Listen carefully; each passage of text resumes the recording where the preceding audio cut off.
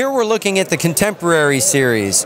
The Contemporary Series here with Gibson has modern features that you know, more modern styles you know, and players are receptive to, or maybe younger guys who just don't want their dad's guitars, right? So here we're looking at the Les Paul Modern. So the Les Paul Modern, it kind of incorporates a lot of modern features. We have clear top hat knobs and push-pulls.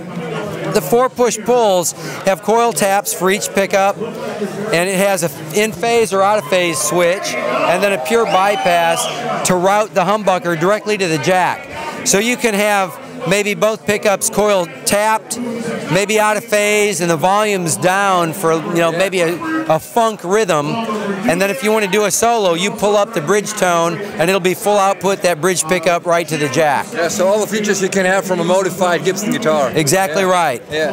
And then the pickups are Burstbucker Rhythm Pro and Lead Pro Plus. They have Alnico 5 magnets, so they're a modern voiced Burstbucker pickup. We have a new neck joint. We've done this scarfing to the neck joint, so it's very slim and it provides better access to the highest fret regions and still allows a more substantial neck joint. Yeah. So we're very proud of that. It has a slim taper neck, but we have an asymmetrical neck profile. So it has an asymmetry like your hand, so it's more egg-shaped. Yeah. It's more rounded here and more slim down here. Yeah. The fingerboard has a compound radius, so it goes from a 10-inch radius to a 16-inch radius.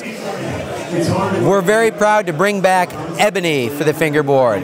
So it's a genuine ebony fingerboard with genuine mother-of-pearl fingerboard inlays. So, and then lastly, we have locking Grover Rotomatic tuners with the keystone buttons. So a lot of great features that still haven't strayed so far away from our roots. Also, different colors, of course. Yeah, different colors. We went with these great sparkling burgundy, graphite, and faded Pelham blue. So they're all metal flake tops with natural mahogany backs, and you know, just to give it a modern vibe. Next, we have the SG Modern. Hot cake guitar. The SG Modern shares a lot of the similar features as the Les Paul Modern, with the same asymmetrical neck profile, ebony fingerboard, mother-of-pearl fingerboard inlays, and the compound radius 10 to 16 fingerboard. It has the same locking Grover Rotomatics. We move the strap pitton up on top to provide a little bit better balance, and most notably, the top is about 50-50 in the thickness with the maple top and the mahogany back. Here, the way we mask it off for the color, it makes it look thinner than it is, but in all actuality, it's about half the thickness of the body of the guitar. Yeah. So it makes it a little bit heavier, so it balances a little bit differently, you know, a little more body heavy on the SG, and even more importantly, because of the additional thickness of that maple in the top, it kind of bridges the gap between a historic SG and a Les Paul. Yeah. So now for those players who like the SG body style and format, they can get into the Les Paul sound with that additional thickness in the maple top. Yeah. It's also AA maple, so it looks visually striking, and you know, it's kind of its own new fresh take on the SG. We have 2 push-pulls for coil taps for each pickup. Because of size constraints, you know, those are the only push-pull functions on the SG Modern. Next, so here we have another classic. Yes, we have the Les Paul Classic.